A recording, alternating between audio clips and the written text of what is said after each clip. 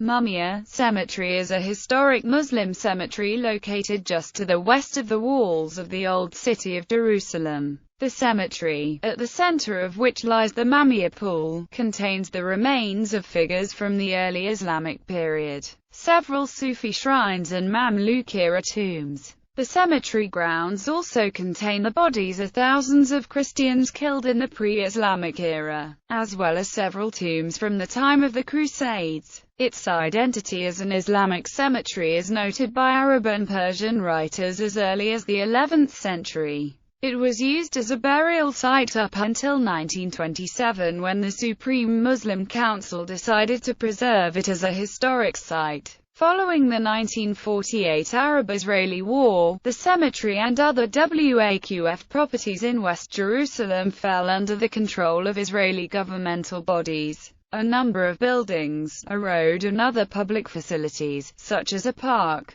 a parking lot and public lavatories have since been constructed on the cemetery grounds, destroying grave markers and tombs. A plan to build a museum of tolerance on part of the cemetery grounds, announced in 2004, aroused much controversy and faced several stop work orders before being given final approval in July 2011.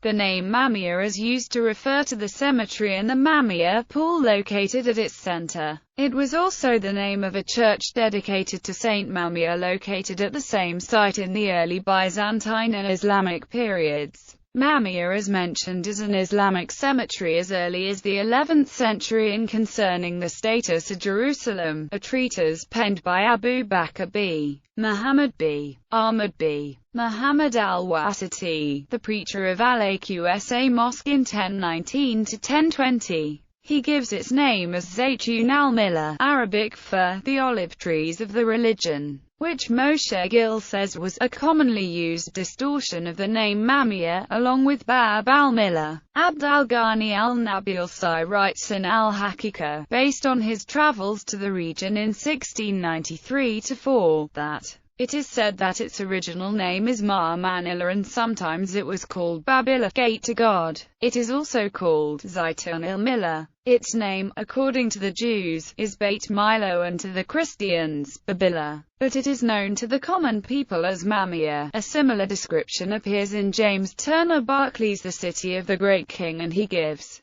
the meaning of Mamilla as what is from history. Pre-Islamic period. Prior to the Islamic period, early on during the rule of the Byzantine Empire over Palestine, a church dedicated to Saint Mamilla was established on the same site, and it appears to have been used for burials at this time as well. An account of the aftermath of the Persian capture of Jerusalem in 614 by Strategius, a monk of Marsaba, says that the bodies of thousands of Christians killed by the Persian forces of the Sassanid Empire 4518 according to Gregorian translations of the Lost Greek original, and 24,518 according to Arabic translations of the same, were found in the Mamilla Pool and buried in caves in and around it. Islamic period. Islamic rule over Jerusalem began in 638 under the Rashidun Caliphate and persisted for some 1,400 years, interrupted only by the Crusader invasions of 1099–1187 and 1229–1244. Throughout much of this period, Mamilla Cemetery was the largest Islamic cemetery in the city, containing the remains of emirs, muftis, Arab and Sufi mystics, soldiers of Saladin and numerous Jerusalem notables. The cemetery is said to be the burial site of several of the first Muslims, the Sahaba, companions or disciples of Muhammad, the Prophet of Islam. In 1945, the Palestine Post said it covered an area of over 450 dunams, while Haaretz in 2010 said that at its peak, it covered an area of 200 dunams. A 1938 deed issued by the British Mandatory Authorities to the Islamic Waqf outlined the size of the plot as 134.5 dunams. religious warriors or mujahideen who died in the battles for control over Jerusalem with the Byzantines in 636 and the Crusaders in 1137 were buried in the cemetery, including, according to tradition, some 70,000 soldiers of Saladin. The Church of St. Mamilla was still standing in the 9th century when Palestine was under the rule of the Abbasid Empire. It is listed in the Commemoratorium de Casus Dei as one of the properties for which the Jerusalem Patriarch paid the Arabs taxes, and is described by Bernard the monk as lying about a mile west of Jerusalem. The cemetery is mentioned by Arab and Persian authors under its various names throughout the ages. In 1020, al-Wasiti writes that the Muslim cemetery situated in Zaytun al-Milla and outlines the advantages of being buried in Jerusalem. Ibn al-Adam, the Syrian historian, recounts visiting the cemetery several times, and on one visit in 1239-40 recalls going to the graves of Rabi al-Madani, a sheikh from Mardan renowned for performing miracles, and al-Iwaki, a pious Sufi who lived in the compound of Al-Aqsa Mosque.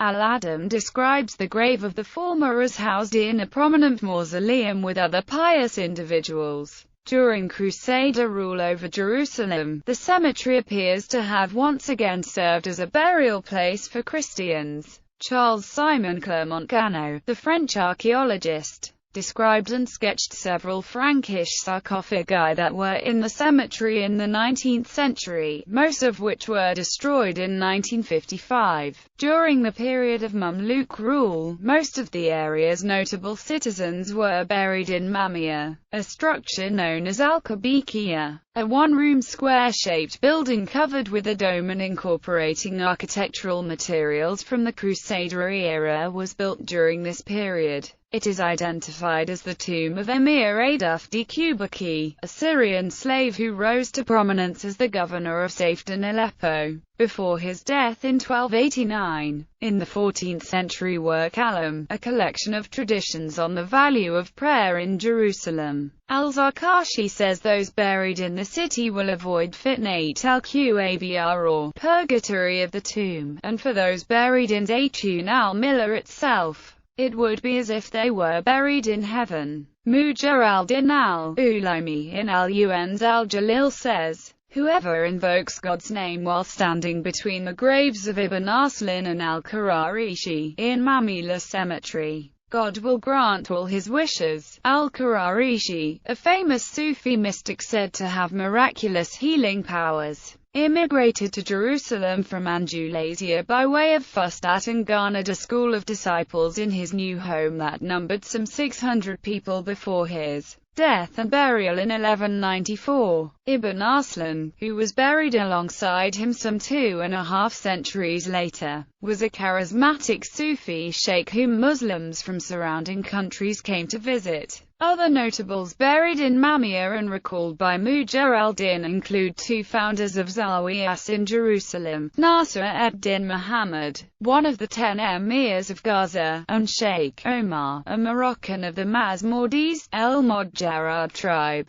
Also named are several emirs, including Ayuq ed-Din Manko-Uros, the imperial lieutenant of the Jerusalem citadel, Abu el-Kashim, the governor of Nablus and custodian of Jerusalem and Hebron, and Nasr ed-Din Muhammad, custodian of the two Haram al-Sharifs of Al-Aqsa in Jerusalem and al-Ibrahimi in Hebron, among others. During the period of Ottoman imperial rule from the early 16th to early 20th centuries, the cemetery continued to serve as a burial site, and in 1847, it was demarcated by a 2-meter-high fence. Mandate Palestine period burials in the cemetery ceased early in the period of British rule over Mandate Palestine, following the 1927 decision by the Supreme Muslim Council, who oversaw the administration of Waqf properties, to preserve it as a historic site. By this decision, the cemetery, its tombs, and its grounds were maintained. In 1929, Muhammad Amin al-Husseini, the Mufti of Jerusalem, decided to build a palace hotel on what was assumed to be outside the border of the cemetery. While the foundations were being laid, Arab workers uncovered Muslim graves. Baruch Katinka, a Jewish contractor hired to oversee the project, wrote in his memoirs that when the Mufti was informed of the discovery, he said to quietly rebury the bones elsewhere, as he feared Raghib al-Nashashibi, his political rival and the mayor of Jerusalem, would issue a cease-work order, as Sharia law permits the transfer of graves in special cases with the approval of a Qadi Husseini, acting as head of the Supreme Muslim Council, the highest body in charge of Muslim community affairs in Mandate Palestine, authorized the disinterment. When it was discovered what had happened, rival factions filed a suit against Husseini in the Muslim courts, arguing that he had desecrated ancient graves. A November 1945 article in the Palestine Post reported on plans of the Supreme Muslim Council and the government town planning advisor to build a commercial center on cemetery grounds and to transfer remains buried in the areas to be developed to a 40 dunams walled reserve, centered around the tomb of al-Sayyid al-Qurashi, ancestor of the Dajani family. A member of the SMC told the newspaper that the use of Muslim cemeteries in the public interest had many precedents both in Palestine and elsewhere. The SMC's plan, however, was never implemented. Israeli control at the time of Israel's assertion of control over West Jerusalem in 1948, the cemetery, which contained thousands of grave markers, came under the administration of the Israeli custodian of absentee property and the Muslim Affairs Department of Israel's Ministry of Religious Affairs. By the end of the 1967 war that resulted in the Israeli occupation of East Jerusalem, only a handful of broken grave markers remained standing. A large part of the cemetery was bulldozed and converted into a parking lot in 1964, and a public lavatory was also built on the cemetery grounds. In the 1950s, the Ministry of Foreign Affairs, sensitive to how the treatment of Waqf properties would be viewed internationally, criticized government policy towards the cemetery. A ministry representative described the vandalism to tombstones, including their use by the guard appointed by the religious ministry to build a hen house beside his shelter in the cemetery, and the destruction of ancient tombs by bulldozers cleaning the Mamilla pool, noting the site constituted Waqf property and lay within sight of the American consulate. The ministry said it viewed the situation, which included plans for new roads and the parceling out of portions to private landowners, as compensation for other properties confiscated by the state. With deep regret, Israeli authorities bulldozed several tombs in the cemetery, including some of those identified as Frankish by Clermont Ganneau, to establish Mamilla Park in 1955. Two of the largest and finest tombs survived, though the lid of one was overturned when it moved from its original spot. The other is the Mamluk-era funerary chapel known as Al-Kabikiya, now located in the eastern end of Independence Park. Besides Independence Park, other parts of downtown Jerusalem erected on the cemetery grounds include the Experimental School, Agron Street, Beit Agron, and Kikar HaHachalot, among others. Government buildings on the cemetery grounds include the main headquarters of the Israeli Ministry of Trade and Industry, and the Customs Department building, which is said to be located on what was once the site of the chapel dedicated to Saint Mamilla. In 1992, the custodian of absentee property sold the cemetery grounds to the Jerusalem municipality, a sale the Mufti of Jerusalem, Ikri Masabri, said they had no right to make. The Israeli Electricity Company destroyed more tombs on 15 January 2005 in order to lay some cables. Museum of Tolerance controversy in 2004. The Simon Wiesenthal Center revealed plans to build a center for human dignity as part of its Museum of Tolerance, with a target date for completion in 2009. Frank Gehry was appointed the architect, and the Jerusalem municipality offered the SWC a 3.5-acre plot in the northern section of the original Mamilla Cemetery where the parking lot was. Built in 1964, Marvin Here, head of the SWC, said his association was unaware that the site was located on a cemetery and was told by the municipality that the land was owned by the Israel Lands Administration before it was given to the SWC for the project. During excavations to prepare the ground for construction in 2005-2006, skeletons were found and removed. The Islamic Court, a division of Israel's justice system, issued a temporary ban on work, but work continued anyway. The Al-Aqsa Association of the Islamic Movement moved to bring the case before Israel's Supreme Court. The SWC's plan also elicited considerable outcry from some Israeli academics and archaeologists, and work was stayed several times by the courts. After the Supreme Court rejected the Islamic movement's petition in October 2008, work resumed. Between November 2008 and April 2009, crews of 40 to 70 people per shift worked in 8-hour stints, 24 hours a day to remove an estimated 1,000 skeletons from the site slated for construction. In 2010, Marvin Here, rabbi and founder and dean of the SWC,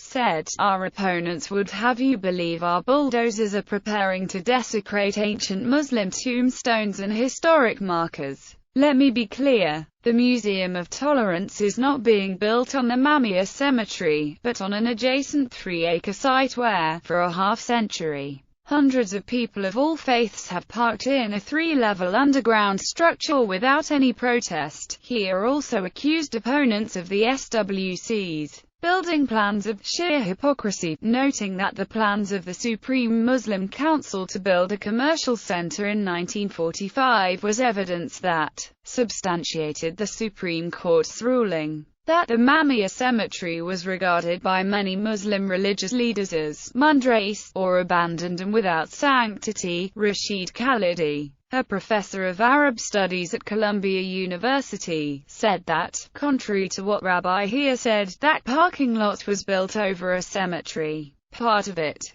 And so, the Israeli authorities are basically pushing ahead with the desecration of a cemetery that they have been, unfortunately, slowly nibbling away at for over 3 decades. We and other families are taking action as a group of families to try and stop this. After other families failed in the Israeli Supreme Court, he also said that what they have now done is to dig down and disinter 4 layers. According to the chief archaeologist for the Israeli Archaeological Authority, 4 layers of graves. There are more probably beneath those, according to his report, which was suppressed in the submissions to the Israeli Supreme Court. Gary resigned from the project in January 2010. A new design for the museum drafted by Kutan Architects was approved by the City of Jerusalem in June 2011, receiving an official building permit from the Interior Ministry in July 2011. In October 2011, 84 archaeologists called on the Simon Wiesenthal Center, the Jerusalem Municipality and the Israel Antiquities Authority to end construction of the Museum of Tolerance. In a letter sent to the 3 bodies, the archaeologists argued that the establishment of the museum on the site of the Mamilla Muslim Cemetery contradicted ethical standards in the archaeological world, as well as Israeli law. The bulldozing of historic cemeteries is the ultimate act of territorial aggrandizement, the erasure of prior residents, said Professor Harvey Weiss of Yale University, adding that desecration of Jerusalem's Mamilla Cemetery is a continuing cultural and historical tragedy. The Simon Wiesenthal Center responded that the arguments in the letter are old, of a mistaken nature and contain factual errors. Other developments, plans to build new buildings to house the Jerusalem Magistrates Court and the Jerusalem District Court on the cemetery grounds were cancelled by Supreme Court President Dorit Beinish in January 2010. The decision followed the discovery of human remains at the site, supporting critics' claims that construction in the area was offensive to Muslims. On 9 August 2010, 300 Muslim gravestones in the cemetery were bulldozed by the Israel Lands Administration in an area U.S. Jewish human rights activists said was very close to the planned site for the Museum of Tolerance. A reporter from Agence France Presse witnessed the destruction of 200 graves until the work was briefly suspended while the court heard a stop-work petition it rejected, allowing demolitions to continue that same day. The judge later issued an order prohibiting harm to ancient graves and mandating that the ELA coordinate work with the Israel Antiquities Authority and representatives of the Islamic movement. The Jerusalem City Council issued its first official response in a written statement on 12 August, saying that the municipality and the authority destroyed around 300 dummy gravestones which were set up illegally in Independence Park on public land. It said, these fake gravestones were not erected over any human remains and were placed in the park in an effort to illegally take over state land. Mahmoud Abu Atta, a spokesman for the Al-Aqsa Foundation, denied the city council's claim that new tombs were added illegally. He said that between 500 and 600 tombs had been renovated in total, with the municipality's agreement that some of the tombs had to be totally rebuilt, but that all the tombs that we built or renovated contain bodies. 20 graves were completely destroyed or had their tombstones removed by vandals in January 2011. On the night of 25-26 June 2011, about 100 gravestones in an intact part of the cemetery were destroyed by Israeli bulldozers. Footage filmed by local media and activists appeared on Al Arabiya and Al Jazeera and showed the bulldozers pulling out quickly after realizing they were being filmed. Israeli officials made no comment on the incident. Later that same year, 15 gravestones in the cemetery were spray-painted red with racist slogans reading, "Death to the Arabs," as well as "Price Tag" and "Give it Asaf," the name of an Israeli outpost slated for demolition. The news was reported in November 2011 by Agence France Presse, whose photographer saw the damage. Haaretz reported that the authorities did not know exactly when the vandalism took place, nor who was responsible. An Israeli police spokeswoman told AFP that the slogans were painted several weeks ago, and had not yet been erased by municipal authorities.